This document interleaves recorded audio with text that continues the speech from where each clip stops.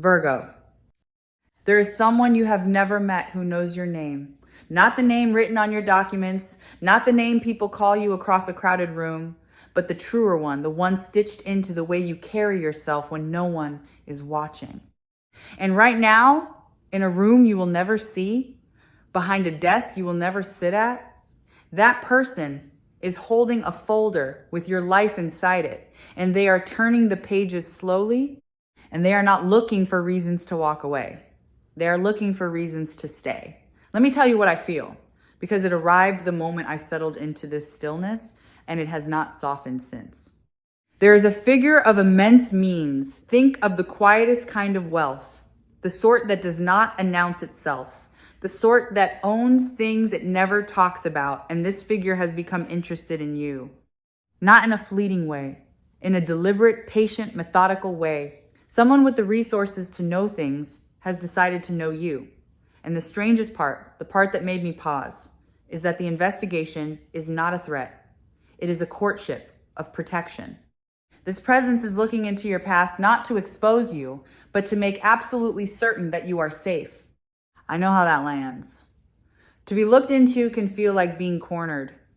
We have learned to flinch when attention turns toward us, because so often attention has come with a cost. But this is a different creature entirely. Imagine the difference between a stranger studying you to take something and a guardian studying you to give something they cannot give until they understand exactly what you have been through. That is the temperature of what surrounds you now. Warm, careful, almost tender in its thoroughness. There is a reason the very rich move so slowly, and it took me a moment to feel my way into it. The noisy kind of money rushes, it grabs, it flashes, it spends itself before it understands itself. But the deep kind, the kind that has lasted across a lifetime, has learned that anything worth protecting is worth investigating first. It does not gamble on strangers. It studies. It waits. And the slowness that might feel to you like being overlooked is, in this case, the opposite. It is the slowness of someone who has decided you are not a gamble at all, but a certainty they intend to get exactly right. This is the kind of reading that Spiritual Light Tarot exists, to bring you the moment when the unseen machinery of your life turns in your favor and someone finally decides you are worth protecting. So sit with me. Let the folder open. Let us read it together, because you deserve to know what they are finding.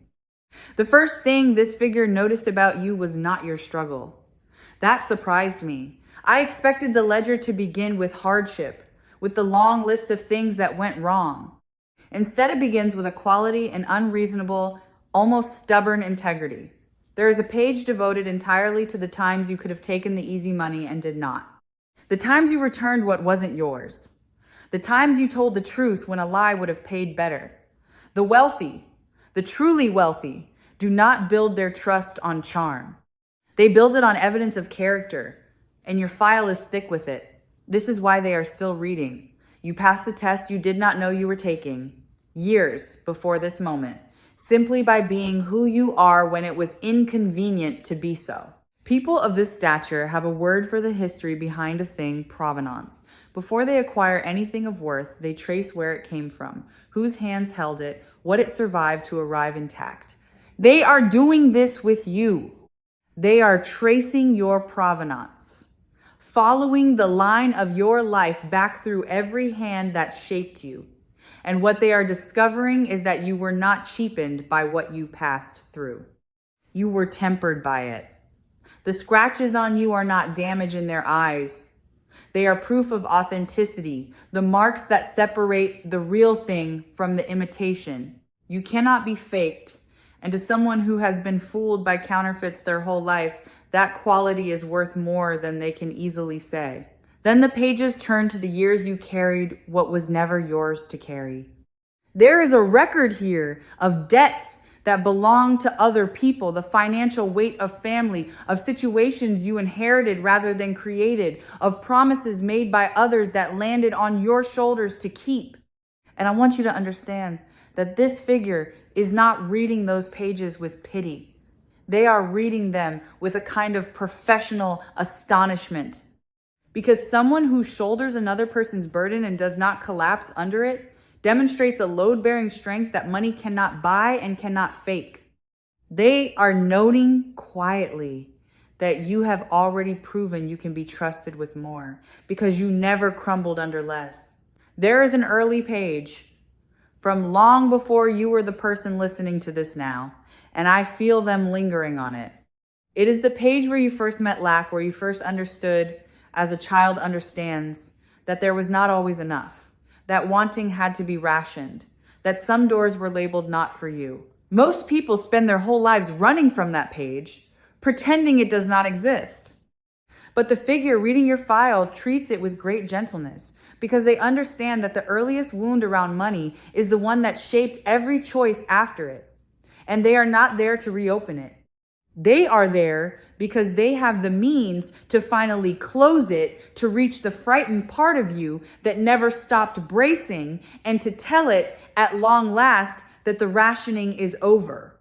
There is an accounting being done of your generosity. And this is where I feel the energy shift into something almost protective. Every time you gave when you had little, it was recorded. Not the grand gestures, the small ones. The meal you covered when your own account was thin. The help you extended that no one thanked you for. The times you chose someone else's ease over your own comfort. In the ordinary world, these acts vanish, unremembered, unrewarded. But in this folder, they are tallied with precision. And the total is staggering. And the figure holding it has begun to understand something that you may have forgotten. You have been quietly funding other people's lives for years. And it is time the direction of that flow reversed.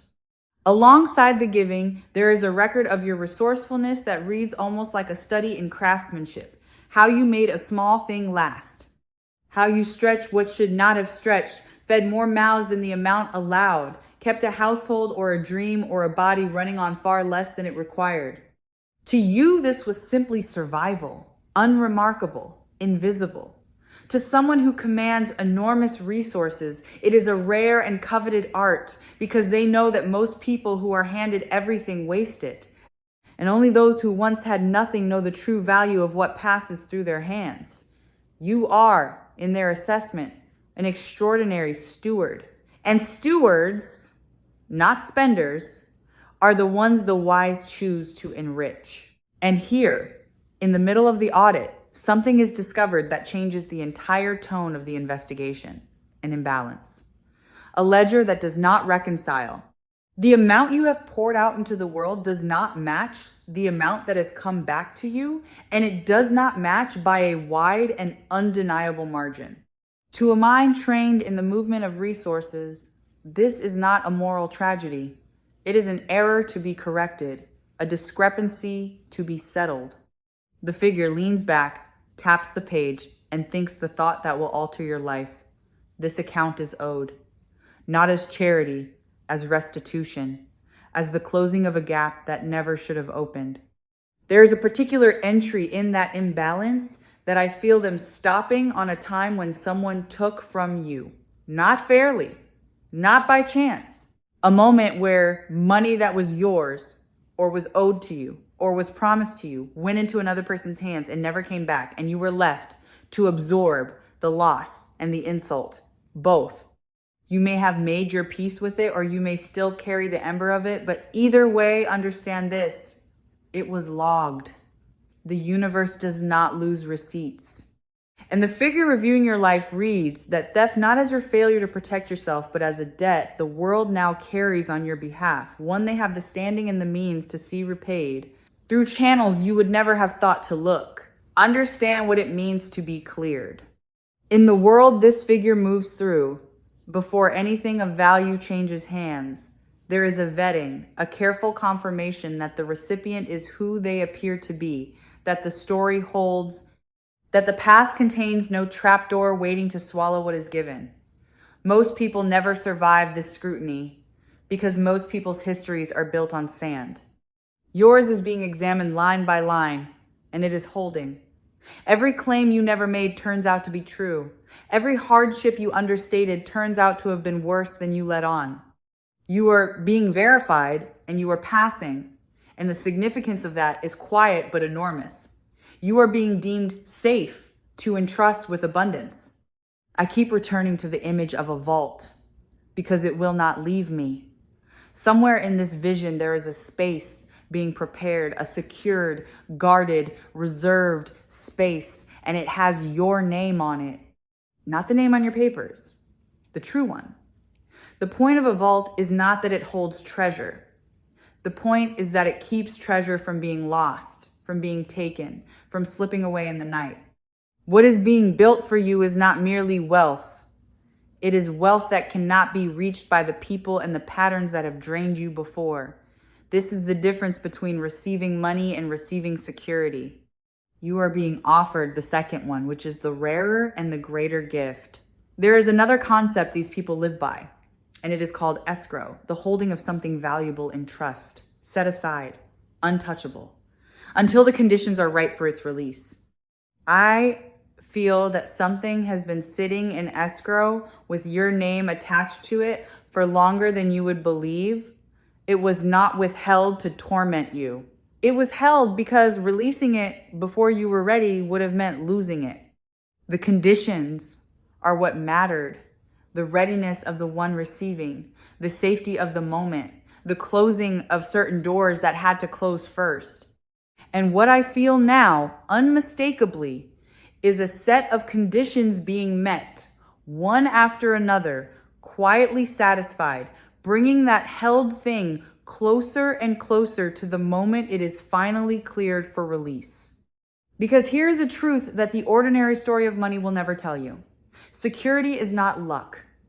It is not the roll of dice or the accident of birth. Security is an arrangement. It is deliberate. Someone decides somewhere that a person will be provided for, and then the pieces move to make it so. You have spent so long believing that safety was something you had to seize with your own two exhausted hands, and you never suspected that behind the scenes an arrangement was being drafted with your name at the center of it. The scarcity you knew was never the whole picture. It was only the part of the picture you were allowed to see. There is a difference between a benefactor and a boss, and I want you to feel it clearly. A boss pays you for what you produce and stops the moment you stop. A benefactor invests in who you are and keeps investing precisely when you cannot produce at all. What is turning toward you is the second kind, a backing that does not depend on your output, does not evaporate when you rest, does not measure you by your busiest day. This is unfamiliar to you, I know. You have only ever been paid for your labor. To be provided for on the basis of your existence, your character, your provenance, will feel strange at first, almost suspicious. Let it feel strange, then let it feel true. This is precisely the shift that Spiritual Light Tarot wants to place in your hands today, the understanding that you have not been forgotten by fortune, only kept waiting while your protection was being properly assembled. An assembly takes time. A fortress is not built in a night. The very slowness that felt like abandonment was the sound of foundations being poured. Now the investigation reaches a page that made me go still, because it is the page where they found the moment you almost let go. There was a season, the one when you decided somewhere beneath your words that abundance was simply not written into your story, that safety was for other people, that the door of real financial ease had been shut and bolted and the key thrown into the sea. This figure found that page, and I felt them slow down as they read it, because they recognized that moment.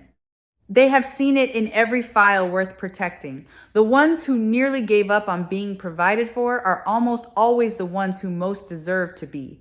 Their surrender was never weakness. It was the exhaustion of someone who had been strong for too long with too little help.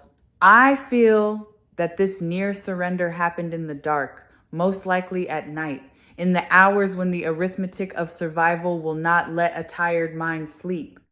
That is where scarcity does its worst work. Not in the daylight where you are competent and moving, but in the small hours where the numbers circle and the future narrows to a single cold question of whether there will be enough. The figure investigating you has read those nights. And what strikes them is not that you despaired, but that you got up the next morning anyway and did what needed doing. That is the quality they are protecting, not the absence of fear, the refusal to be governed by it. And as they trace backward through your history, a pattern surfaces that you were never positioned to see. The things that fell through, the opportunities that dissolved at the last moment, the money that came close and then evaporated. From where you stood, these looked like failures, like proof that you were somehow marked for lack. But from the height at which this figure reads your life, they resolve into something else entirely, a series of protections. Each near miss removed you from a path that would have cost you more than it gave. You were not being denied, you were being steered. The blessings you were spared from receiving were disguised, and you have been grieving losses that were, in truth, rescues. There was a door closed for you once, and you have never stopped resenting it. A door that led to money, or to a position, or to a stability you were sure you needed. It shut in your face, and you took the shutting personally as a verdict on your worth. Let me offer you what the folder reveals. That door was closed by the same hand now preparing your vault. Not to punish you, to keep you available. Because had you walked through it, you would have been bound to something that would have owned you, and the arrangement being made now, the one that actually protects you, required you to be free. You were not rejected. You were reserved. I want to reframe the whole shape of the scarcity you lived through, because this figure has already reframed it, and their reading is more generous than yours. What you experience as deprivation, they read as training. Every lean season taught you to distinguish need from want. Every empty account taught you the true weight of a single coin. Every time you stretched a little into a lot, you were unknowingly developing the one skill that the wealthy fear most is missing in the people they help, the wisdom to hold resources without being destroyed by them. Sudden fortune ruins people who never learned that lesson. You learned it in the hardest classroom there is, and it means that what is coming will not unmake you. You are ready in a way that ease could never have made you. Think of a long planting season, because that is what your life has been, and it is nearly over. There is a stretch of time in every abundant harvest where nothing above the ground suggests that anything is happening. The labor goes in, the seed goes down, the days pass, and the field looks as bare as it did before. To the impatient eye, it looks like failure. To the farmer, it looks like exactly the middle of the process. Everything you have poured into the ground of your life, the effort, the giving, the enduring, did not vanish. It went down where you could not see it, to do the slow work that precedes every harvest. And what the figure investigating you sees from their vantage is a field about to break the surface all at once. And notice this, because it matters. Provision, when it finally arrives, almost never comes from the direction you are staring at. You have been watching one door, waiting for one source, refreshing one possibility, and meanwhile, the true channel is being opened somewhere off to the side through a hand you have not yet shaken. The figure investigating you does not intend to arrive announced. Their kind rarely does. Help of this magnitude tends to come dressed as coincidence, an introduction that seemed random, a conversation that seemed idle, a small, unexpected kindness that turns out to be the first thread of a rope being lowered to you. Watch the edges of your life. That is where the door is quietly opening. There is a word being spoken about you in rooms you will never enter, and it is not a word of judgment. It is a word of recommendation. This is how real security has always moved, not through applications and pleading, but through someone of standing quietly vouching for someone else, saying in effect, this one is sound. This one can be trusted. Extend to this one what you would not extend to a stranger. You have never had a sponsor like that, someone whose word opens what your own effort could not. You are getting one now. And the introductions that begin to reach you, the ease that begins to appear where there was resistance, are the downstream effect of your name being spoken well in a room whose door you have never touched. There is a belief buried in you that I need to loosen, because it will get in the way of what wants to reach you. You believe somewhere beneath thought, that you must earn your safety, that provision is a wage you draw only after enough suffering, enough hustle, enough proof. This figure is dismantling that belief in real time, and their reasoning is simple and devastating. You have already earned it. The suffering is already logged. The proof is already filed. There is nothing left to prove, no further toll to pay, no additional exhaustion required. The account has been examined and found not merely worthy, but overdue. Every extra hour you spend trying to deserve what is already yours is an hour spent guarding a door that has already been unlocked. Let me tell you what else the folder contains, because it is not all future. There is an inventory being taken of the wealth you already hold and have never valued. The people who would show up for you if you called. The skill in your hands that others would pay dearly for. The resilience that functions like a savings account no crisis can fully drain. This figure catalogs these first before any transfer is arranged because they know something the anxious mind forgets in the grip of scarcity. You were never as poor as your fear insisted. You have been standing in a partly furnished room in the dark, certain it was empty, and the investigation has turned on the light. There is a forgiveness written into the closing of this account, and it works in both directions. The world is being asked to release to you what it withheld. That is one direction. But the other direction matters just as much, and it concerns a grudge you have carried around, a loss of money or a loss of trust that cost you dearly. As long as your hand is closed around that old debt, clenched tight in resentment, it cannot open to receive what is coming.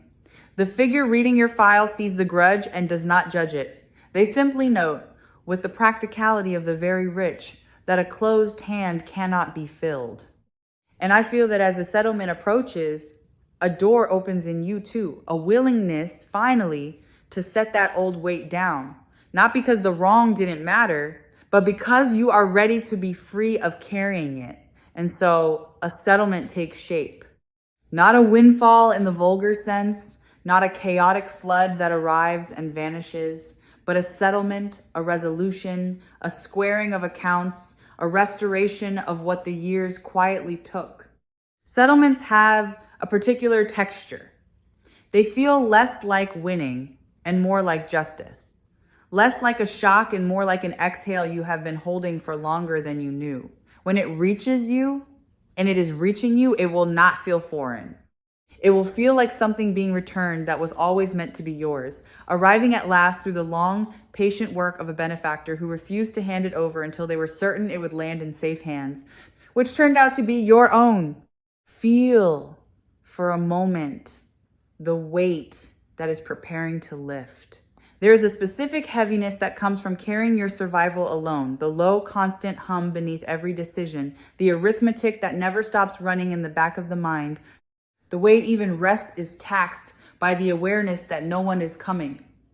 That weight is being addressed directly, not ignored, not spiritually bypassed, addressed at its root by the arrival of a genuine backing, the knowledge that there is now someone with the means and the will to see that you do not fall. You may not feel it fully yet, but the machinery has begun to move and the hum is about to change its pitch. Notice where your body has been holding all of this, because it has been holding it somewhere. Scarcity does not live only in the mind.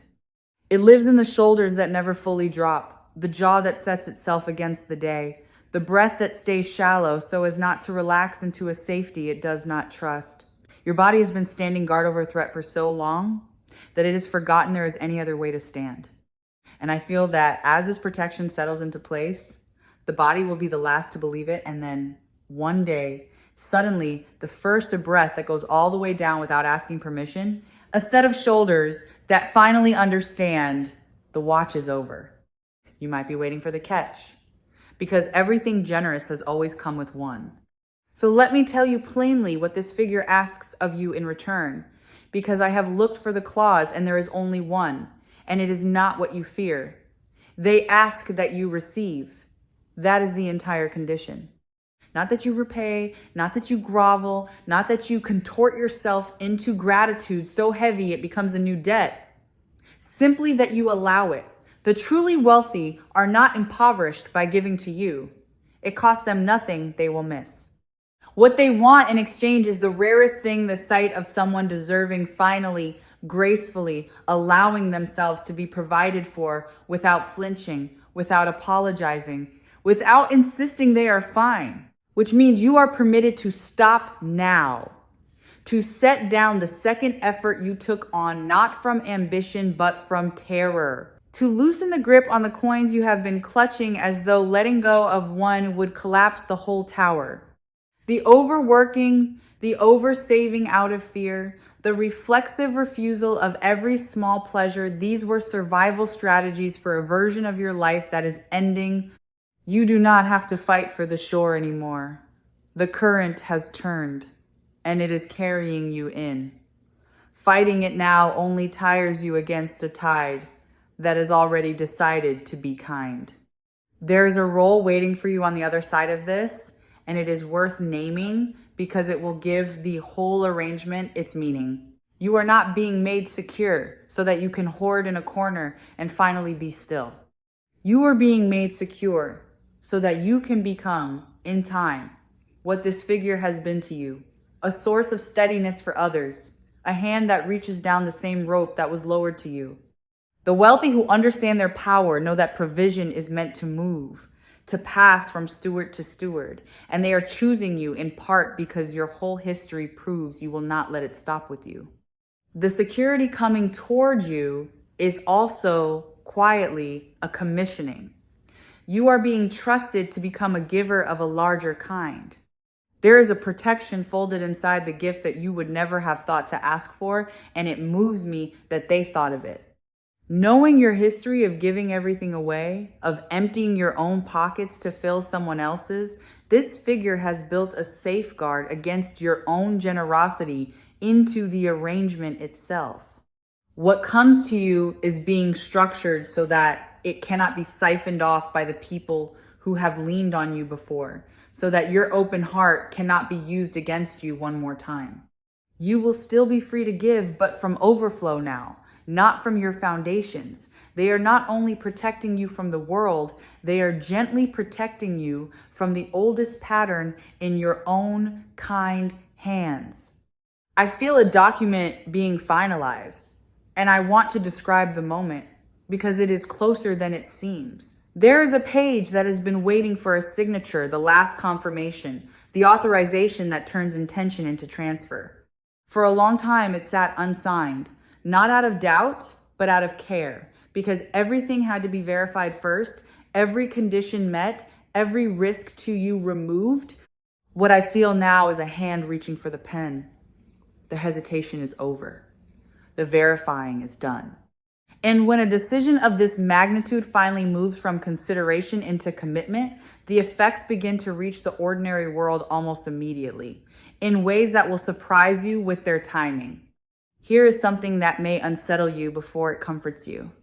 This figure has been near you before, not as a stranger arriving fresh, but as a presence that has already brushed against your life at least once, a kindness from an unexpected source, a help that came at exactly the moment it was needed and then quietly withdrew, a door that someone held open for you without ever explaining why. You may have forgotten it. They have not. The investigation happening now is not a first contact. It is the continuation of a watch that has been kept over you longer than you knew, drawing toward the moment it finally reveals itself in full. And the restoration coming to you is not a flat sum, returned as it was taken. It carries interest, the compounding weight of every year the debt went unpaid, every season you did without while the account sat owing. This is how the wise reckon what is owed. They do not simply return the coin that was lost. They return it grown, because the years of its absence cost you too. So do not brace for something small and grudging. What is being calculated on your behalf accounts for the length of the wait, and the length of the wait has been considerable, and the sum has grown accordingly in the counting. Let me loosen one more thing before the folder closes, because it will free you to receive more fully. You have learned to want quietly, to keep your hopes small so that their loss would hurt less, to be ashamed of wanting security as though the wanting itself were greedy. There is nothing greedy in you. The desire for safety, for enough, for a floor beneath your feet that will not give way is not avarice. It is the most human and honest ask there is. The figure protecting you does not think less of you for wanting to be secure. They think more of you for having wanted it all along and still refuse to grasp at it dishonestly. You are allowed to want this. You are allowed, at last, to want it out loud. I can see, near the end of this, the report being closed. The folder returns to the desk, the pages squared, the examination complete. And across the front, in the language such people use, a single conclusion is written that the subject is sound, the past is clear, and the protection is approved. That is the verdict on you. Not guilty of being a bad investment, not flawed beyond repair, sound, clear, approved for safeguarding. Somewhere the word that means yes has been spoken over your material life, and it cannot be unspoken. And once that yes is spoken, things begin to move that were held still. This is the part that will unfold in the ordinary world, in the texture of your days. A message that changes a number, a door that opens where you had stopped knocking, an offer that arrives with unusual ease, without the customary struggle, as though a hand you cannot see smoothed the path ahead of you. When these arrive, do not shrink. Do not talk yourself out of them with the old story of undeservingness. Recognize them for what they are, the physical residue of a decision already made in your favor, the arrangement finally touching down in the world you can see and touch. And here is how you will know it is truly this, and not a fleeting stroke of chance by the calm of it. Ordinary luck arrives with a frenzy. It spikes the heart and vanishes, and leaves you scrambling to hold what you cannot keep. This will feel different. It will feel steady, almost quiet, like something clicking into a place it was always shaped to fit. The absence of drama is the signature of a real arrangement. When provision comes and instead of panic, you feel a strange and unfamiliar peace, that peace is the receipt. That is how you will know the folder was real and the verdict was yours. And the protection does not stop at the edges of you. This is the part that will reach the deepest because it touches the fear you have never spoken aloud, the worry not for yourself, which you long ago made peace with going without, but for the ones who depend on you, the ones whose security has rested on your tired shoulders. The arrangement being made stretches wide enough to hold them too.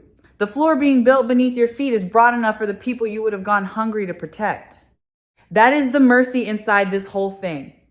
You will no longer have to be the entire safety net for everyone you love, because a larger one has been strung beneath you all, and it will hold when your own strength cannot. Before I let you go, let me say the thing that Spiritual Light Tarot most wants you to walk away holding, that you were never truly alone in the long work of keeping yourself safe, and that the loneliness you felt was the silence of a protection being built too carefully to be rushed. What looked like an empty sky was a room full of quiet decisions being made on your behalf. You have been watched over by an intelligence with the means to change your circumstances, and the only thing it was waiting for was the certainty that you would not squander what it gave, a certainty your own life has now supplied in full. So let the folder close.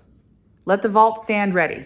Let yourself, perhaps for the first time in a very long while, entertain the possibility that safety is not something you have to seize, but something that has been prepared for you patiently, thoroughly, and with a care that borders on devotion. You have been investigated by someone with every reason to protect you, and they have found exactly what they hope to find. You are safe. You have always been the kind of person worth keeping safe. And the part of your life where you had to do it all alone is quietly and completely coming to a close.